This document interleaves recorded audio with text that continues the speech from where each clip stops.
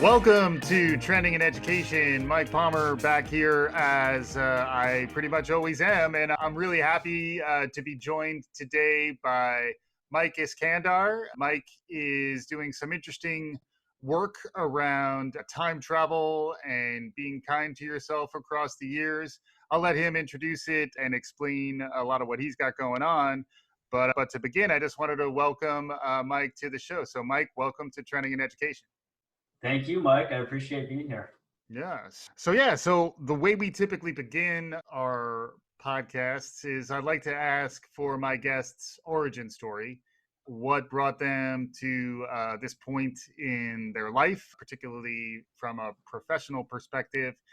And why might folks who listen to a show about trends in learning and education and what's happening in the world around us, why might we be interested in your story? Yeah, for sure. So the program that I created is called Time Travel Journeys, and it's a social emotional learning program that helps kids turn their self-doubt and anxiety into self-compassion and confidence. Mm-hmm. And the way I present it to the kids is that we're for teens and tweens, and I present it to the participants as if we're going to go on a road trip. But instead of visiting physical destinations, we're going to go on an exploration of the best qualities of their past selves and their future selves and how those qualities can uplift who they are today. Yeah. This had a really interesting start for me. This originated from a personal journey that started a few years ago. About a year and a half before my 40th birthday, I started asking that question, where did the time go? Yeah. And just as we probably all do at different milestone ages of our life.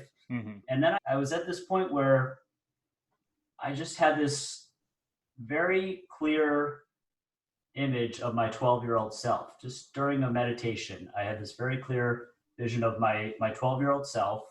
And what I saw in this kid was pain and sadness. And at first, I thought he was just disappointed to see how much hair loss was in his future. But then I remembered like how poorly I treated this kid and that inner voice of doubt. And I'm not good enough. I'm not smart enough. I'm not strong enough. And even saying those words you never want to hear from a kid, I hate myself. Right.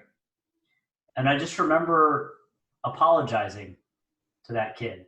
And I remember having this message to my 12-year-old self and just imagining saying to this younger version of myself, we're going to do it all again, but this time around, I've got your back. Yeah. And that got me thinking about this idea of what if I could go back in time and do it again?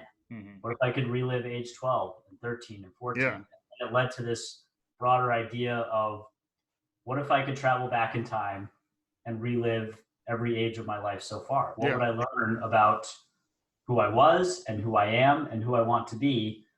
And then without being able to find an actual time machine, I decided to bring this idea to life by conducting 40 interviews with 40 people from ages 1 to 40 in the year leading up to my 40th birthday. Yeah.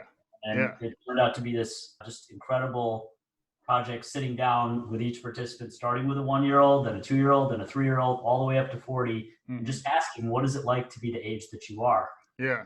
And it showed me the power of reflection and of tapping back into those younger years and especially those early childhood qualities of imagination and creativity and curiosity and kindness and resilience, all those qualities that we naturally have as kids. And then I saw how that shift into the middle school years and how those qualities started to fade and how the kids started to learn what I went through. That's that self-doubt and that anxiety and that insecurity. And just to witness this and then get to the other side of that and see insights from students in high school and college and their 20s, 30s, and how they would often talk about their own insecurities and self-doubt tying back to those middle school years. And so I wanted to do something for those middle schoolers that are at the root of so many problems that we develop as kids and carry into adulthood. Yeah. And so I developed this program to get middle schoolers who are in that raw phase Right. to be able to step out of that middle school phase and explore the best qualities of themselves in their baby years, their preschool years, their elementary school years, Hmm. and then to use that childhood imagination to explore who do they want to be in Yeah. high school and college and career paths and life adventures, bucket list adventures. Right. And so Right. there's been this really profound experience of seeing what happens when a middle schooler takes a break from being a middle schooler and Hmm. really appreciates who they were when they were younger and gets really excited about who they can become when they're older and how that process uplifts their present sense of self. Yeah. Yeah, it's really interesting. And when we were prepping just a few minutes ago, we were talking about a skills-based orientation towards this, which I do think is interesting. Reminds me of the idea among athletes and performers in a shorter period of time, but they do try to visualize. You mentioned that you were meditating. The idea of being able to imagine a future, there are a lot of skills that kind of scaffold up to being able to do that. And then I imagine your program helps. Lots of times these skills are just dormant. You just have to be prompted to do it and given the time and the space and treat it with some respect. But any thoughts about that? Just like what kind of skills, or from a skills development side of things, what does it take to get good at, or is there such a thing as being good at this? Any perspective on that? Yeah, for sure. I think there's obviously a big emphasis in school on teaching kids what they need to learn and what they lack. And there's obviously a lot of skills and lessons that they gain from school. But I think one of the principles of this is that a lot of the answers, a lot of the lessons we need to learn are within us, Yep. are within these kids. And it's getting them to awaken those qualities within them that already exist. Mm-hmm. And it's like I mentioned with it's getting them to reconnect to those early childhood qualities, Mm-hmm. which have so much value in not just middle school, but all of life, Yeah. to tap into imagination, Mm-hmm. creativity, curiosity, Yeah. Resilience, Yeah. vulnerability, like so Yeah. many skills that we need in our adult lives. Mm-hmm.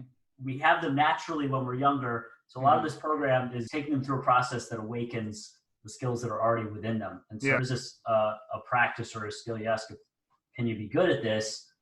I think, yeah, you can practice reconnecting and awakening the best qualities within us that we often possess during our early childhood. Yeah, it's interesting. The other skill or set of skills, we also talked about the mind. There's a lot of mindsets that are fundamental to this as well.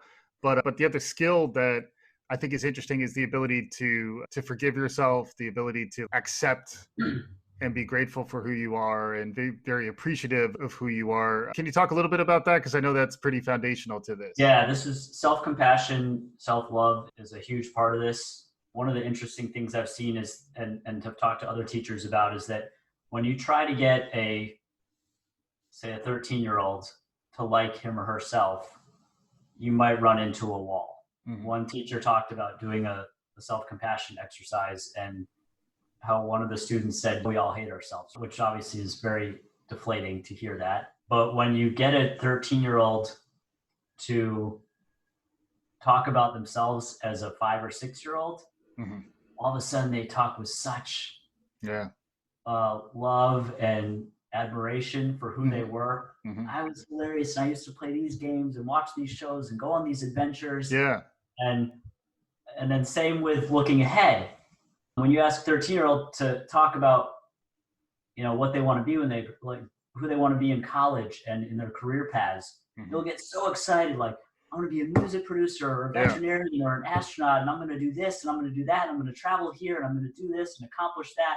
And I half joke that I'm tricking them into self-compassion because that is a form of self-compassion. To adore who you were and to be excited about who you can become mm-hmm. is a form of self-compassion that comes back to that present sense of self and uplifts it. I really believe that. And then what about storytelling? Even when I asked for your introduction, I frequently like to go all Joseph Campbell, The Hero's Tale. I think it's Reid Hoffman at LinkedIn says, great management is allowing everyone to be the hero in their own narrative. So it's not like there's one hero and the rest of us are in support of him or her. Instead, we all have a contribution. We all have something to say. We all can be the hero of our own stories. Can you talk a little bit about the storytelling aspect of this and how that worked even for you? Because it does seem like you now have a pretty impressive story to tell about this transformation you went through around your 40th year. And then in some ways that story is what you're using to help others tell their own stories. So can you talk a little bit about storytelling? Yeah. So reliving my 40 years or just doing those 40 interviews was an epic journey for me. Mm-hmm. And it felt really empowering and exciting to go back through each year of my life. Yeah. And to remember who I was, to make peace with who I was, to gain insights about what I can use today, about that will help shape who I want to be in the future. And I love passing that on to these kids that I'm teaching and that this program is offering, for them to be able to put together the puzzle pieces of their life and to see who they were. And the storytelling is fabulous in this program because they're sharing these beautiful pieces of who they were, right? Mm-hmm. This one student wrote a testimonial about the program, and she said, reliving my toddler years was like digging deep into the ground for gold, making me realize how valuable those years of my life were. Yeah. And there's power to them telling their story about this is who I am, this is what has made me who I am. And then there's great connection that comes through storytelling with each other, with their peers. The less I'm talking and that the teacher delivering this program is talking, the better. Yeah. Because these kids are sharing stories with each other. They're finding common ground. Oh yeah, I used to play with that toy. Or I used to watch that TV show as well. Or I used to go on those same kind of adventures or build those same forts or play those same games. So they're connecting with each other on a different level. Kids that may not even normally connect are finding common ground through childhood. And then the storytelling is connecting them to their parents as well. Yep. Part of what I have them do, the kids do, is interview their parents about who they were, particularly in the baby years that they don't even remember, and then the preschool years. And so there's a lot of great storytelling that happens between the parents and the kids.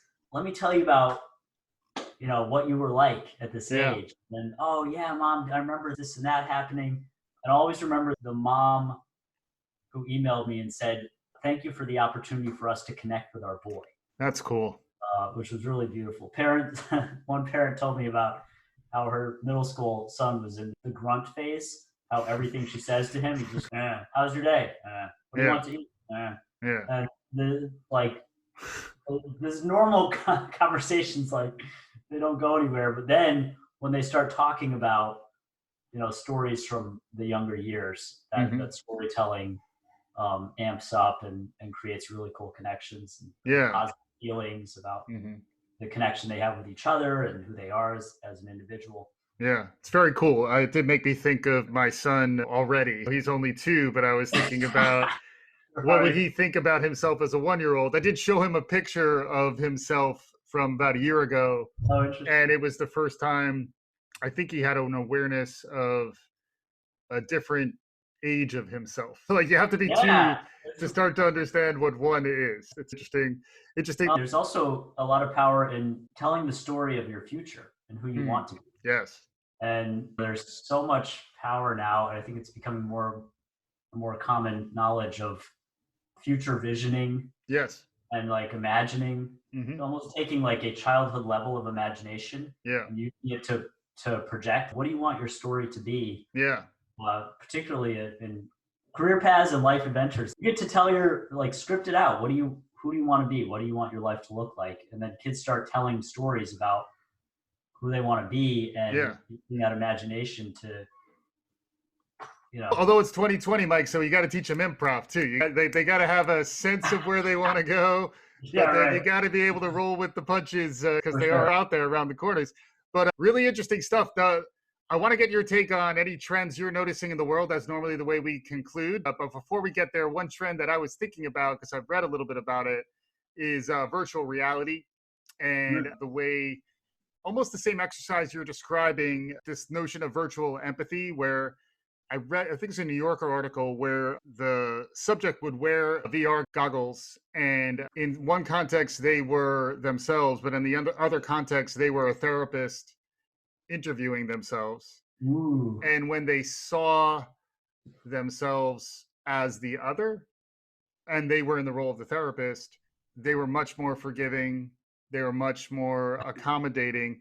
So I was wondering if you had any thoughts on how, even just as simple as the fact that in the pandemic, it's harder to do this type of workshop face to face. So any thoughts about how you would use virtual technology? The VR stuff I like to geek out on a little bit, but any thoughts on how this changes in light of VR, and not even VR, but just the idea that people can't be in the same physical space? It has to go virtual. Have you thought at all about that? Yeah, the first thing you made me think of is how when I was conducting my interviews, it was almost like every interview was like talking to a younger version of myself. Mm-hmm. And I reflected on my own negative inner voice and the things that I would say to myself, and how I would never, ever dare say them to these kids that I knew doing, who were representing younger versions of myself. Right. And yeah, there's a lot of power in that idea of when we step outside of ourselves and see ourselves as a friend or a loved one, the compassion goes way up. Yeah. As far as the virtual reality aspect, yeah, I had my own big pivot of where I started this program by teaching it as a guest teacher at Carolina Friends School in Durham, North Carolina, as a guest teacher in the middle school in the classroom. And then I shifted it to Zoom. Yeah. And it worked really well. Zoom. And some aspects were even better in the sense that one of the activities we do is they build forts just like they did as kids when we're revisiting like age 6. Yeah. Build forts out of pillows and blankets and couch cushions. Nice. That's obviously far easier when they're in their own home. But yeah, this could get really interesting. So I have them, the kids that participate in this, the time travelers, they gather photos of themselves at every phase of their life, ideally at every age they find of themselves. And there's a lot of power to them seeing themselves at these younger ages. And there could be a really interesting VR aspect to this, of them almost having, I have them write thank you letters to their younger selves. And if we could take that to the next level from a technology standpoint, as far as them having actual conversations, digital versions of themselves. It's got to be coming. I watch a lot of Black Mirror though, so it's it may break dark. So we'll want to be smart about that. The other thing that was interesting when you were talking about the future is the idea of futures, multiple possible scenarios and multiple pathways. A lot of the research that I've been reading of late is that rather than focus on one, rather than even talking to kids, what do you want to be when you grow up? The reality is you're probably not going to be one thing, considering that we're living longer and that the world is changing so fast. So getting a little more comfortable being exploratory and imaginative about scenarios that might happen in the future, that I do think is a skill, and it's probably a skill that we need to get smarter about teaching the rising generations. This stuff's super interesting to me, Mike. I'd love to get any additional perspective from you, but in particular, when we're concluding with folks, first off, if folks want to find out more about this stuff, where do they go to learn more? Yeah, just to learn more about this program, you can go to timetraveljourneys.com and find me there and learn about the program. And I would love to implement this into your school or your organization, or even teach it myself in the form of a class or a workshop or a summer camp. Yeah, as far as that career perspective was really interesting. When I did the workshop for 44 high school seniors, I had the high school seniors interview a 4-year-old. And this 4-year-old came on Zoom and said, "Hey everyone, I'm going to teach you what it's like to be 4 years old." And then they would ask the question. One of the high school seniors asked, "What do you want to be when you grow up?" And she said, "No, I'm going to be a doctor. I'm going to be a chef. I'm going to fly, I'm going to ride on my unicorn." And then when it came to the high school seniors to think ahead to their career paths, one of them referenced back to that 4-year-old and said, "Why do I have to pick one thing? I'm going to do this, I'm going to do that, I'm going to go there." Because by high school seniors, they're no longer playing with Legos. So I think that's the problem. As long as we encourage more creative, dynamic Yeah, play. Play-Doh and Legos never Yeah, die. yes, exactly. The other thing I wanted to talk a little bit to you about before we wrap is the idea of intergenerational diversity. There's a lot of discussion about diversity and inclusion these days, including concepts like neurodiversity, that people with different personalities and ways of viewing the world and places on different continua. It's better that they should be together to get diverse perspectives. One interesting thread in there is that generationally, we are becoming increasingly segregated, so that folks of a particular generation or age group tend to only be engaging socially as a social dynamic. Classrooms, school is a social context. Do you have any perspective on that, where it does seem like what you're enabling a bit is some perspective taking that is outside of your own generation, which ultimately can connect you to the fullness of your life? Yeah, this is a big part of the program that I'm running, where I have kids conduct interviews with people from all different ages. A kid that goes through time travel journeys will literally have the opportunity to interview a 2-year-old, a 5-year-old, a 7-year-old, and then ahead to a high school student, a college student, a career mentor. Yep. And then I've had them in the first class I taught, I had them interview a couple who are in their 80s. Right. And there's such engagement with that at all different ages. Like when they are listening to a different perspective, Mm-hmm. just like catches their attention. Yeah. You know, I can't guarantee how long that attention lasts, but Yeah. there's something very powerful about looking at life and asking questions to people from all different ages and perspectives. Yeah, you can see the value on both sides too. So as I'm getting older, I like engaging with folks who are younger because I'm like, oh yeah, that's right. Because I'm sure you, and I even saw you talk about this in terms of your experience. Like, you forget what it was like to be insert age until Right. you're exposed to someone who's there, and you're like, oh, that's right. And then that's another place I think in which the empathy works in reverse. But then there's certainly value looking ahead, where like I joke as a new parent, always pumping folks who are like 6 to 8 months ahead of my son's age Yeah. parents. I'm always pumping them for information, just because the same thing in a career. Like, you want to know someone who's a couple years down the line in terms of being in an organization when you come on board, so that you can get their perspective. And ultimately, it's hugely beneficial. When we conclude, though, Mike, we typically like to get folks' perspective on what's new and emerging in the world around us that's capturing your attention. Anything out there? Could be something we talked about, could be something more out there that you've been noticing, that folks who want to try to get a read on what's coming around the corner, anything you've been noticing of late? I think two things. One, as we are in this pandemic and doing education through Zoom and on screen, two things that have been really powerful are hands-on and off-screen activities to integrate that into the educational process. Yes. For example, and the two of the big ways that I bring that in, maybe a few ways, are one, I have the kids design their own time machine that is gonna be their mental trigger. Yeah. To go back and ahead into the future. So that's very, hands-on. And then I have them, the other big one is they all build their own forts out of pillows and blankets, and for them to get off the screen and do something hands-on, and to not associate education with just staring at a screen. Yeah. Being active. I think it's an old school way to be new school. Yeah. To make this latest world of education more engaging. Yeah. Yeah. And then the other thing I was thinking about is I just keep having more and more conversations of adults that can trace back a lot of their problems, that their pain that they are trying to heal. Yeah. Back to middle school and those teen and tween years. Yeah. And how these problems don't just go away. Yeah. Like the insecurity and the self-doubt and the self-hate and the anxiety that kids experience a lot of times in middle school, it doesn't just go away. Yeah. It carries into adulthood, and it increases the likelihood of problems with college and jobs and relationships and stress levels. Yeah. And so it's important to address this stuff at the root of the problem. Yeah.